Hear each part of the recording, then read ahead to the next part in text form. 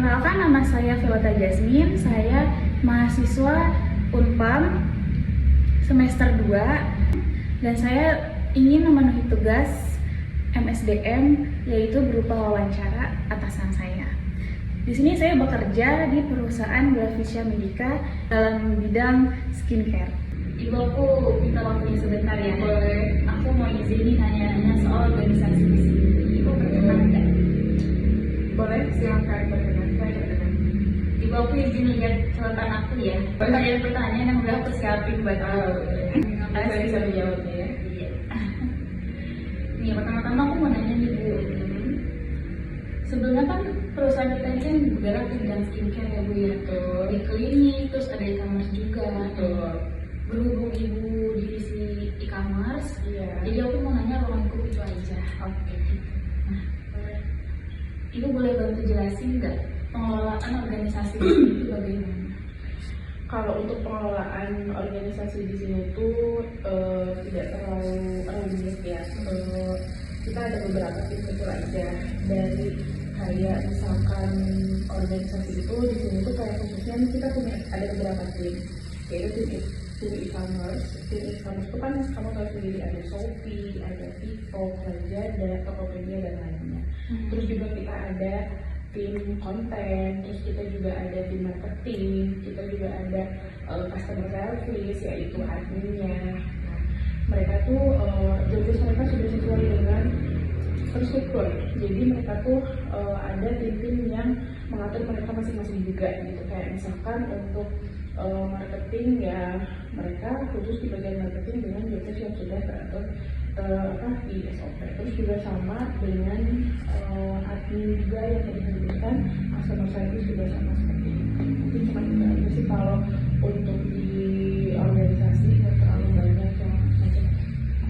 Tapi untuk e-commerce sendiri udah lengkap ya Bu ya, dari Lazada, Tokopedia. Kalau untuk ya marketplace kita sudah lengkap semuanya. Nah itu untuk koordinasinya sendiri itu gimana Bu? Kan banyak e-commerce-nya ya. Iya betul. Kalau untuk koordinasinya mudah juga sih. Kita kayak misalkan koordinasi itu yang paling penting untuk koordinasi itu komunikasi. Komunikasi doa itu sangat penting. Paling kita seperti kayak misalkan ada briefing pagi, ada arahannya seperti biasa selayaknya di perusahaan briefing pagi untuk komunikasi. Terus ada meeting kayak meeting mingguan. Terus kalau untuk komunikasi, kalau zaman sekarang kan mudah ya, bisa by WA itu ada grup juga per masing-masing divisi seperti itu. Terus kontak ya. Betul. Nah Ibu, kalau tantangan terberat di marketplace ini apa sih? Untuk tantangan sih sejauh ini yang saya rasakan paling dari persaingan harga. Biasanya persaingan harga tuh yang paling sangat mendominasi. Benar-benar tantangannya itu dari harga, dari algoritma marketplace itu aja sih tadi. Luar kendali kita. Betul sekali. Ya kayak misalkan stok barang juga, gitu. Itu kita paling krusial itu sih. Jadi emang karyawan tuh harus berkembang mengikuti upgrade tren yang ada ya Bu ya. Terutama teknologi kayak kalau kan setiap hari itu suka tiba-tiba tuh ada upgrade sistem gitu ya Bu ya. Nah untuk ngikutin upgrade itu karyawan belajar otodidak kah atau emang ada divisi lain yang mengarahkan gitu? Soalnya kan itu mendadak ya Bu. Kalau sejauh ini ya, karyawan juga perusahaan kita tidak menutup kayak untuk sharing kayak saran juga dari masing-masing personal karyawan di sini. Kayak misalkan mereka belajar otodidak juga, silahkan. Sekarang apa-apa gampang ya, bisa di searching lewat by handphone, by apapun itulah, informasi sekarang mudah didapat. Jadi kalau untuk teknologi itu kadang mereka lebih tahu duluan, atau misalkan dari kita ada kayak semacam briefing untuk peningkatan kinerja masing-masing divisi kita. Kalau untuk teknologi sebenarnya balik lagi kemampuan karyawan itu ya. Kalau nggak bisa ya lanjut, kalau enggak ya di briefing lagi. Jadi kalau untuk iklan juga dia harus ikutin tren juga, mau nggak mau ya Bu. betul. Kalau untuk sebenarnya ya, kalau di e-commerce itu kita benar-benar harus menyiapkan banyak sekali influencer, terus seperti kayak iklan-iklan itu benar-benar sangat membantu untuk kenaikan dari penjualan kita. Ya alhamdulillah ya Bu, perusahaan kita sudah beradaptasi dengan perkembangan tren yang ada dan juga perkembangan teknologi. Nah, untuk komunikasi antar tim atau ada sistemnya sendiri gitu Bu untuk informasi agar dari pusat nih tetap sinkron sampai ke bawah gitu untuk informasinya.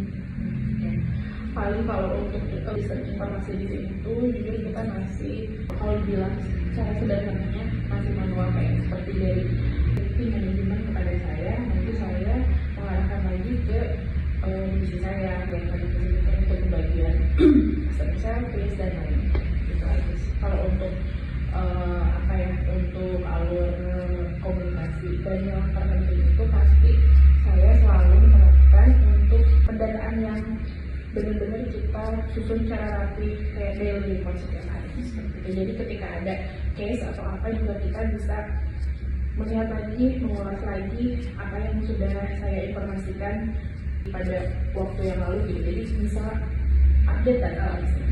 Rupanya intinya komunikasi itu ya dua arah ya Bu. Betul, intinya tidak miskomunikasi. Nah Ibu, aku sebagai karyawan di sini juga aku sebenarnya penasaran Ibu. Sistem penilaian kinerja di divisi marketplace itu gimana sih Ibu untuk mengukur produktivitas karyawan? Simpel, untuk penilaian sistem kinerja di sini tuh saya paling melihat dari kedisiplinannya, terus dari cara dia berkomunikasi dua arah, entah itu dengan atasan, entah itu dengan rekan kerja dia gitu. Terus juga paling ya sudah itu aja sih yang dilihat. Ada lagi ya Bu ya pertanyaannya ya. Iya betul. Pertanyaannya, untuk menjaga motivasi dan loyalitas karyawan di tengah tekanan target marketplace kita yang tinggi ini ya Bu, seperti apa sih Bu? Apakah ada semacam reward atau apresiasi yang diterapkan agar kinerja karyawan tentunya tetap stabil dengan tekanan yang ada? Itu pasti ada, setiap perusahaan juga pasti ada. Kalau untuk untuk motivasi karyawan itu ya banyak macamnya. Hal-hal yang bisa feedback dari perusahaan ke karyawan itu kan banyak, ya tadi reward, terus kayak memberikan bonus lah, Bonus tambahan ya Bu. bonus tambahan, terus kayak misalkan yang tadi reward itu bisa berupa barang apapun itu. Cuma itu aja sih kalau misalkan untuk menjaga motivasi karyawan.